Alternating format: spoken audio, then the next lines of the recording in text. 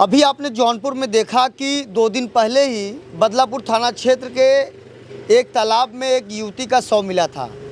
जो युवती सुजानगंज थाना क्षेत्र के गांव की रहने वाली थी और जो आरोपी था वो लाइन का ठेकेदार था और इसी क्षेत्र में वह काम करवाता था।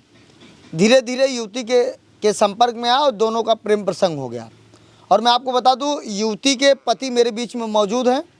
उनका कहना है कि 8 महीने पहले ही इनका एक्सीडेंट प्रयागराज में हो गया था, जिसके बाद ये बुरी तरह से घायल हो गए और चलने फिरने के। और मैं आपको बता दूं, इसी का फ़ायदा उठाकर इनकी पत्नी इनको ब्लैकमेल भी करती थी। ये जानते थे, सारी बातों को समझते थे, लेकिन इनको डर था कि शायद मेरी पत्नी मुझे मौत के घाट ना उतार दें। ऐसे ही जो टिंकू सिंह था, जो बदलापुर का रहने वाला है, उसके ऊपर बताया जा रहा है कि इसके पहले भी सूत्रों के हवाले से सुनने में आया है कि इसके पहले भी उसके ऊपर 376 का मुकदमा दर्ज है, मिल जाएगी। तो ये बताइए, क्या मामला था, कैसे यह घटना घटी? मामला साहब ये रहा कि सवेरे 10 बजे दवाई के गए रहे हमें, मतलब मुड़े में गांठ आए, ओकर दवाई चलता और 8 डेढ़ साल से दवाई चल रही है।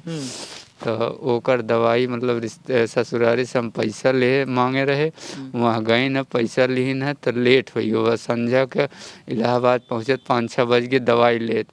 ओकरे बाद मतलब चलिन दवाई लेके बासापुर तक आइन है तो बताइन कि 9 बज गए रात।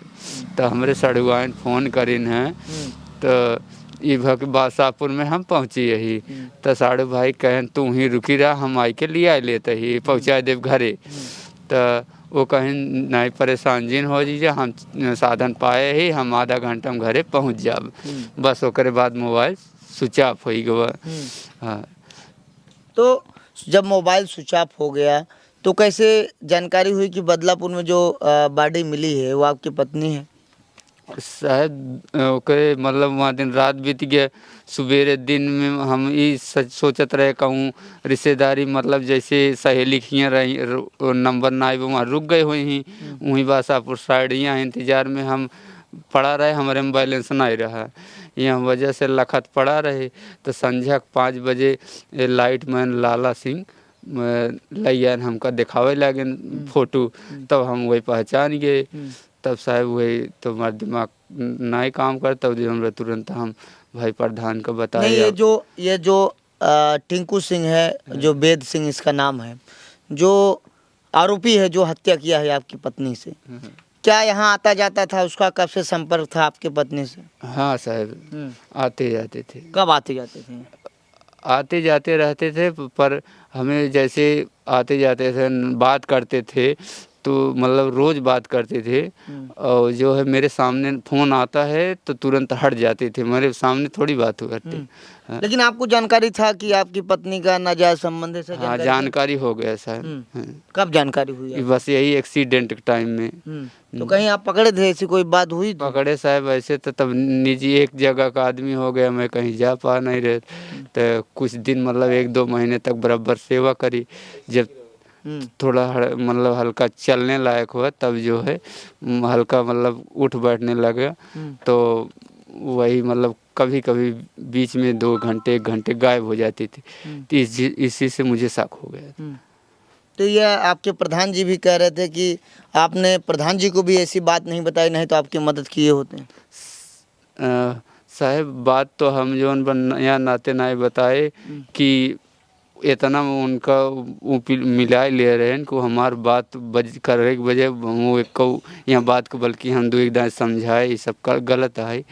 लेकिन जो ऊपर जो हमें खिलाफ हो जाए तो यहाँ वजह से हम कहे अगर यहाँ पे आवाज़ उठाते तो हमारे जिए के खतरा हो सकता, हम नहीं।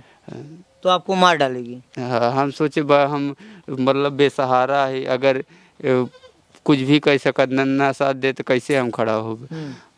अब सेवा करते रहे, दवाई ववाई वही लिया होता रहे, हम कहे जो। तो आपने पूछा नहीं कि ये दवा का पैसा कहाँ से आ रहा है? कभी जानकारी नहीं पूछी? दवा का तो पैसा साहब हम मतलब रिश्तेदारी से फ़ोन करके मांग के कर रहे थे।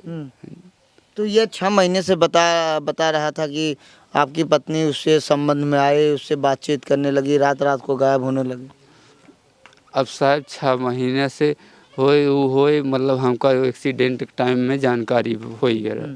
और जौन बोकरे पहले जब हम काम करते रहे साहब टिकान पे काम करते रहे, 1-1 महीने 2-2 महीने टिकान पे करी, तब वो धन बीच में का रहा है तब एक हम नहीं बता सके तो साहब। यहाँ आता था क्या बेस सिंह? अब टिकान पर है तब नहीं बता सके साहब। तो आप कभी गाड़ी उसकी यहाँ आते हुए देखे हैं? लाइट बंद हो जाती है, तमाम तरीके के लोग बात रख रहे हैं। गाड़ी तो रात में मतलब वो लाइट मतलब बीच बीच में कभी बंद हो जाती थी, 2-4-5 मिनट मतलब 1-2 घंटे बाद फिर चालू हो जाती थी। हम्म। तो आपका कहना है कि बेस सिंह से आपकी पत्नी का संपर्क था? हाँ। अब तो बेस सिंह आपकी पत्नी को मौत के घाट उतार दिया, बेदर्दी से मार डाला पानी में डुबोकर। कैसी कार्रवाई होनी चाहिए इस पर? कार्रवाई साहब उनको सज़ा मिलनी चाहिए, अगर नहीं सज़ा मिलेगी तो कल मेरे भी जीव का खतरा हो सकता है। कितनी उम्र थी आपकी पत्नी की? लगभग 30 साल। 30 साल।